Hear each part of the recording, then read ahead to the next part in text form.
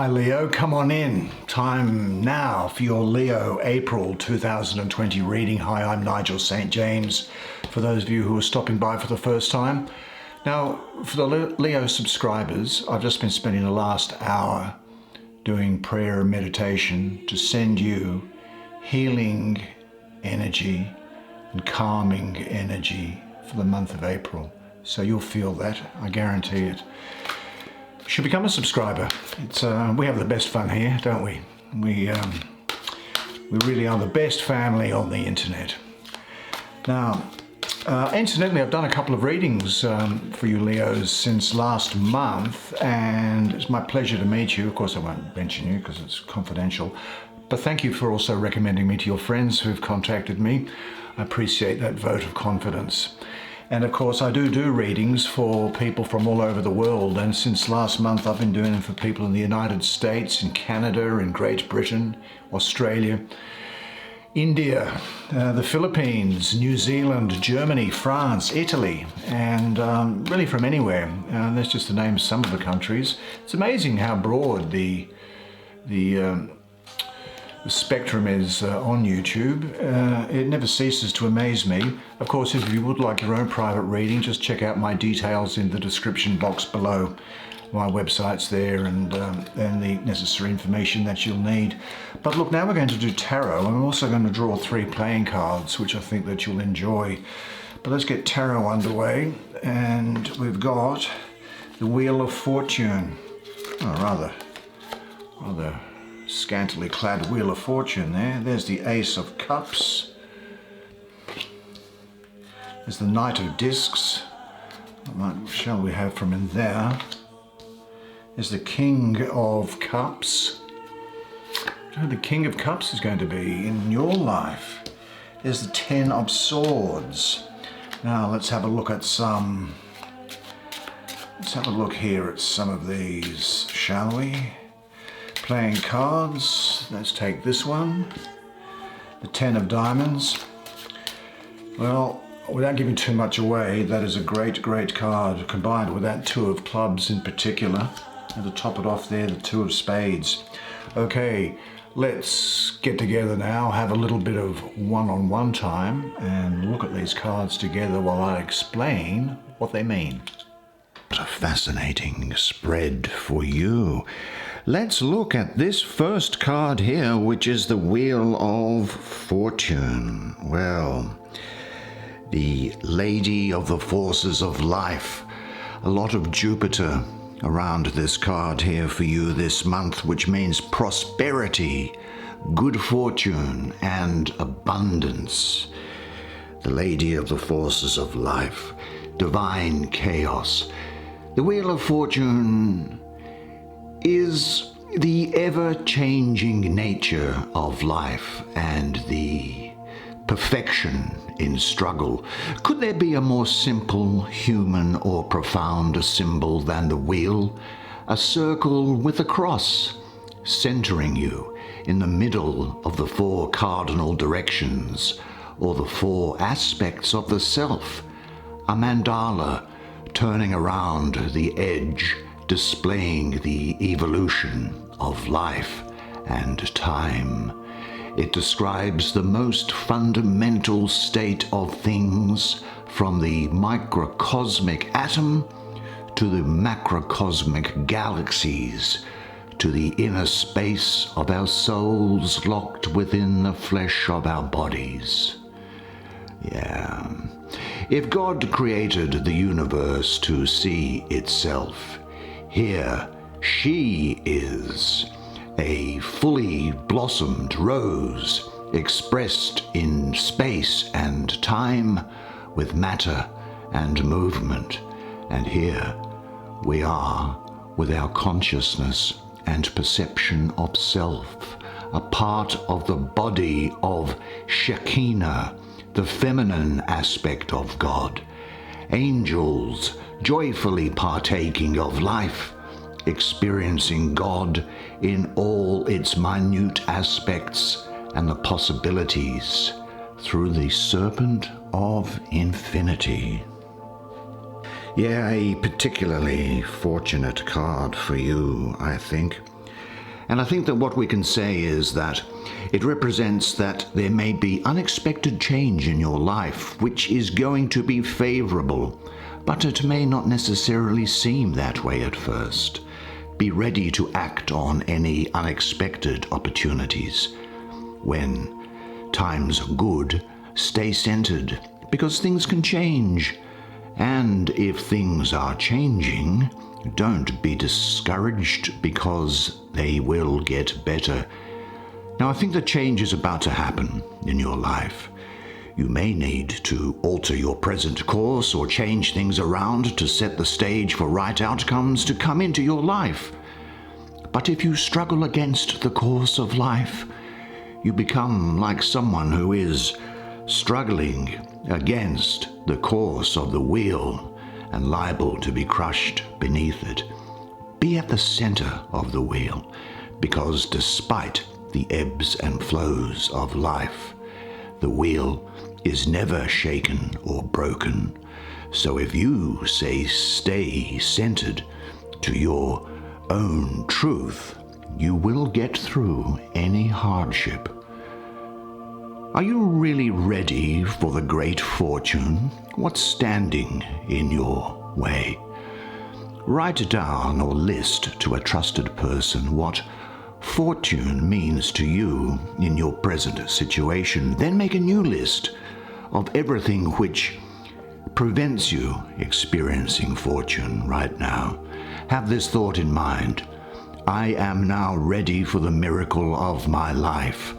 I am a prosperous individual. I am flexible in times of change. I enjoy manifesting internal abundance externally. Abundance which created me is what I am. Yeah. Let's have a look at this fellow. What do you have to say for us, old boy? The King of Cups.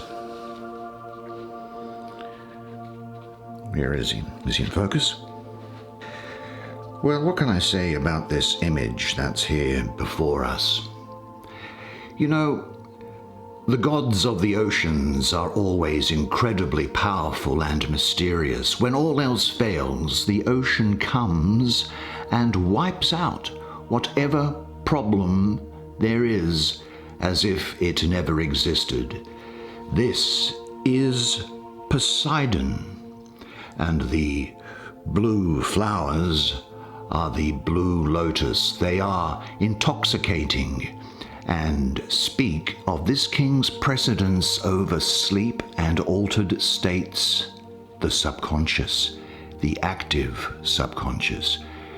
Where he is, there is no time like we know it. There is no reality or gravity like we know it. It is the home of our imagination, of dreams, of fiction, of mythology, of the moon. Usually, it stays beneath the surface, but occasionally it rises up and wipes out whole civilizations. The King of Cups is mastery over your own subconscious, your black horse, if you like, your animal nature and desires. This is incredibly difficult and powerful, isn't it? I mean, if you can master this, you can rise above everything and see the face of God, or the most objective truth there is, that is at the center of the universe. But as women and men, it is so difficult to control this horse that even the greatest of people can only do it for a short time before they crash to the ground. Even so, just a glimpse of eternity is enough to transform your soul completely and change you forever. Your awareness will never be the same. Now, as with all the water cards, emotions may lie on the surface, sometimes confusing and unwanted, just like dreams, seeming gibberish at times. Your dreams do sometimes feel like that, don't they? But they all have meaning. The surface of the water is pushed up and down by what is going on in the depths. It is never meaningless. It is like laying the hand on someone's chest and feeling the heartbeat within. Emotions are the communication of the beating heart deep within the chest, and you feel them most when there is a problem or when they are working hard. Now, who are the people that are liable to be important to you during this time? I'm getting the feeling of Aquarius and Pisces here, you know.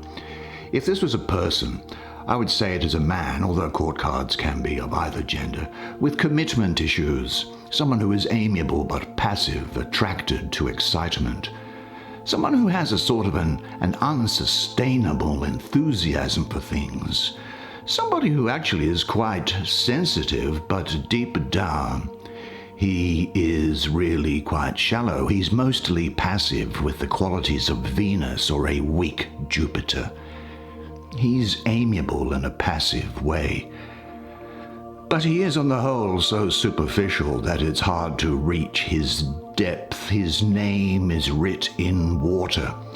The Lord of waves and waters, the King of the hosts of the sea. Well, what does this mean? I think what we can see here is that you will, I think, during this time be loving and generous, supportive and tender. I think you may well be capable of quite high spiritual achievement. This person, interesting though they are to be with, they're not in our lives for very long, and I've got to say this about them, and the lesbian and gay community can please make the necessary adjustment when I say this, but this is a person who likes the opposite sex, and the opposite sex likes them. They're very charming, but they're not very deep. They're ruled by emotions, not very practical. And I have to say, they'll generally try and flatter their partner rather than pick up their share of the expenses, I have to say. Often they're intensely insecure and needing reassurance. Now, from your own position, I think that this is a time when it is quite reasonable for you to seek reassurance from other people. There's nothing wrong with that. But this type of person here, I think I've got to say, is, and I'm sorry to say, at worst, unfaithful, fickle, shallow, highly emotional, and ultimately unreliable. Let's have a look at this Knight of Discs. Hello, Knight. Oh, very young man. If I were to say it was somebody in your life, I'd say it's a Taurus or an Aries. This is the Prince of the Chariot of Earth. I think it is a person who is energetic, somebody who's actually quite a capable manager and really a steadfast worker. Maybe you might think that they're a bit dull. I think they're a person who's quite skeptical of spirituality. They're slow to anger, but look out if they've been upset. Really look out if they've been upset. Now, this young man is air, and he's in the suit of earth. Now, in elemental dignity rules, earth and air are enemies and they weaken each other, so we should expect to see some sort of a conflict within his makeup. Yeah, I think he's competent and ingenious, thoughtful, caring, trustworthy on the whole, and comes up with new ideas for things. He's able to, and therefore you will be able to, adapt to circumstances and turn them to your advantage with a slow, steady, well thought out plan. Let's pull him out a bit so we can see him. Now, this guy here is almost entirely lacking in emotions, and so I think you will be quite focused on moving forward with a steady plan to achieve a goal, but in the course of that, just be aware of other people's feelings. I mean, move ahead to get things, but be aware of other people's feelings. Although you don't need to worry if other people think you lack emotion. I know you don't. But he can make no effort to be understood. And he doesn't understand or try to understand any ideas which conflict with his own view of the world. I think what we can also say, though, for you is this, that this is a period in your life when you will be taking responsibility for your life and becoming more focused. You could well be quite good at sport, I think, or exercise. I think you'll be interested in designing and building things. Now, this doesn't just extend, of course, to things like buildings and bridges, but this could extend to beautifying things around your home. It can design, and building can include fashion. It can include makeup and hair and things like that.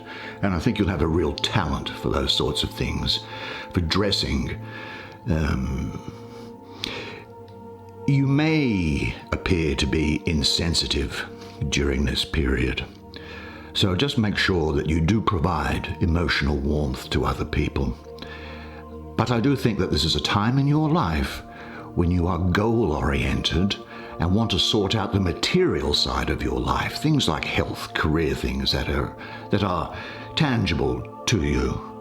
I'd think about finding a physical, creative activity in which you find joy and fulfillment.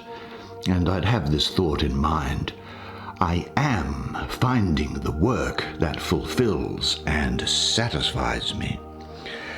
Well, I'm going to turn to this Ten of Swords here.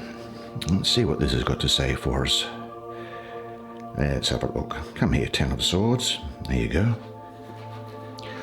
Well, an interesting depiction of it, I have to say. Look, for me, I have the astrology of the Sun ruling the third decan of Gemini in this card. You know that period, the 12th to the 20th of June. Now here, the Sun in Gemini is difficult, as Gemini dissipates the Sun's energy. And as a consequence, there is the risk that your focus can be pushed away. Now, this card is placed down here. So this is an energy that's on the way out, and it is being supplanted by this energy that is here in this card, which is talking about you being focused. So this is something, I think, which is actually saying for you to be aware of what's going on. I'm also cognizant that there's a great card lying above it, which is this Ace of Cups. But nevertheless, let's talk further about it. I think what we have here is that there is a focus which is entirely on the intellect here. And the thoughts are kind of unstable. The reason why I say it's unstable is that the energy of this card down at the 10 is starting to fracture, and it will reappear, almost reincarnate, if you like, in the Ace of Discs, which is the card behind it. Not in this spread, of course, but in the esoteric sense. There is, I think, the great... I think you need to look at where the fears in your life lie and change the way that you are dealing with them. I think that's what it's really saying, is that because there's nothing material going on here for you, it's something which is to do with thought. I'm actually also getting the feeling that it's really thought to do with other people. There is a center of consciousness, incidentally, that is associated with this card. Some people call them an angel, Kaliel. And there is an Old Testament or Hebrew Bible book called the Book of Psalms. And in chapter 35, verse 34, it says, "Take up my cause, O Lord my God, as you are beneficent, and let them not rejoice over me."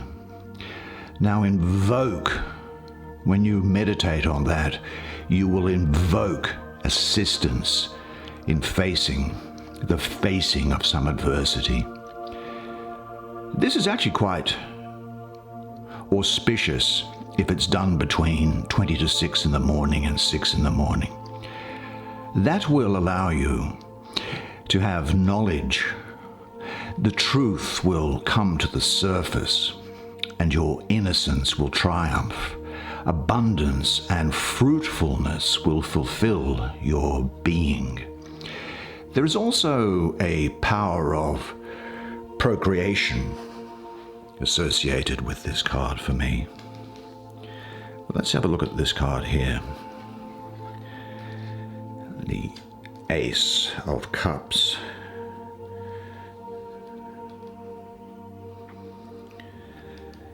Beautiful. Actually, before I discuss the Ace of Cups, there's something else I want to say about this, because there is a message that's coming through here in relation to the Ten of Swords. And it's this, that sometimes the thoughts that go on in your head can be to do with regret about things that you've done or that you've said, opportunities that you think you've missed out on.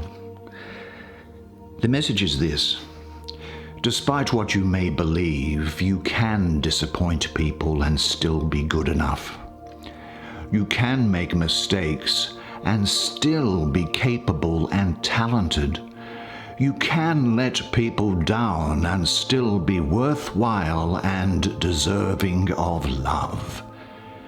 Everybody has disappointed someone they care about. Everybody messes up, lets people down, makes mistakes, not because we're inadequate or fundamentally inept, but because we are imperfect and fundamentally human. And expecting anything different is setting yourself up for failure, because nobody is perfect. But that's an energy that's on the way out. Let's have a look at this guy now. The Ace of Cups. Well, the Ace of Cups is the angel. And I see the signs, the constellations around it as being Scorpio, Sagittarius, and Libra. The element of water, lunar, with the pure wings of the dove. It is yin, that feminine principle, internal and soft. And as a river, it flows around the rocks where fire might blast through them otherwise. The Ace of Cups is like the moon. It is internal looking and cyclic. The emotions often associated with the suit of cups have very real and important reasons to exist. They are messengers of the subconscious, just like the angels are a messenger of God. In fact, angel comes from the Greek word angelos, which means messenger. But emotions are only what lie on the surface, though, because beneath the waters that are very deep, the reservoir of all human knowledge that we have inherited from our ancestors and their ancestors back to the very oldest of all living things on earth in an unbroken chain. It is very ancient and wise and speaks to us through emotions, through dreams, visions, gut feelings, intuition, psychic phenomenon. Now, I don't know where the bottom of this water is. Perhaps it has no bottom, but it connects us all in a collective unconscious. You are the steward of a very ancient bloodline. Now, with free will comes free will of love.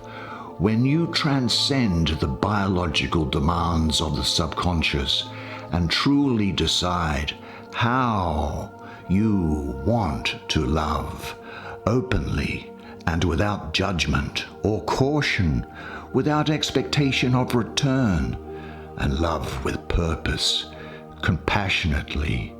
This is the kind of powerful flowing force that is yin and can gently move mountains and shape the earth itself.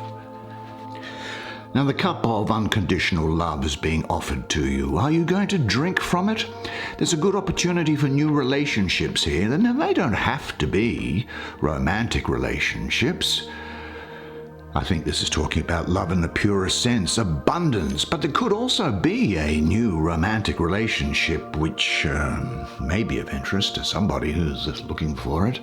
This can also, I think for me, I'm getting an energy here of you hearing about a birth. The card really represents unconditional love, so we should also give and forgive unconditionally to get inner peace. Let this angel work on you for a while, and remember that you are in contact with all-embracing love. It fills you, and you can pass it on generously, lavishly to others. Have this thought in mind: all-encompassing love fills me and my environment. Well, let's have a look at some of these cards, shall we? What do we have?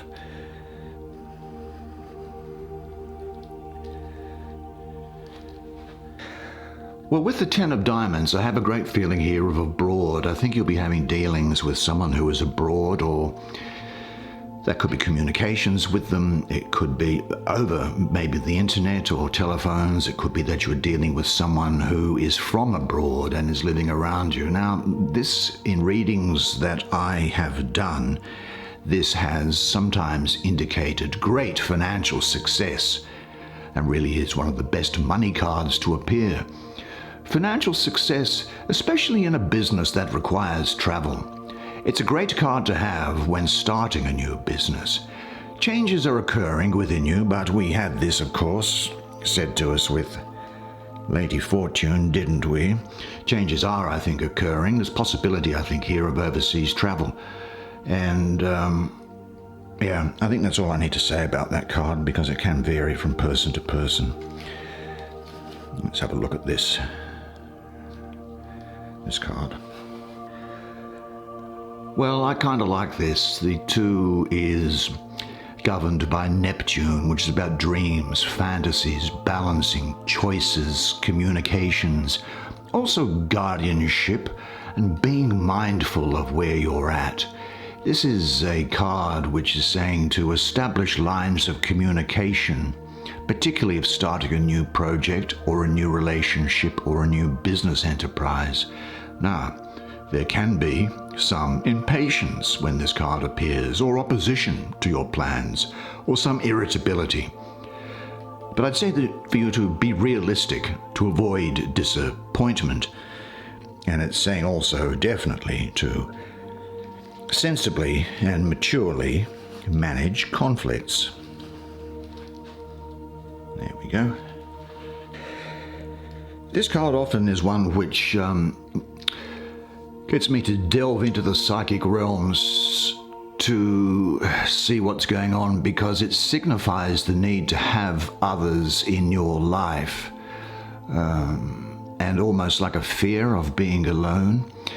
There is a need for harmony in your life, but a difficult decision, I think, needs to be made. Certainly don't let the need for friendship blind you to the truth. It can sometimes, and it depends on the spread that it's in, refer to a break in relationships or deceit. Sometimes, and I'm not saying it applies to you, it can relate to infidelity or separation. Certainly sometimes a break in an important process in your life. That's the way it is for you this month. Well, there you go, another month done, and I trust you enjoyed receiving that reading as much as I did providing it to you. I've got to say this, that you were absolutely outstanding throughout the entire course of the reading, and it was a great pleasure to provide it to you. But I want you to remember one thing, and it is this, that you are a legend, and I look forward to seeing you again next month. Until then, bye for now.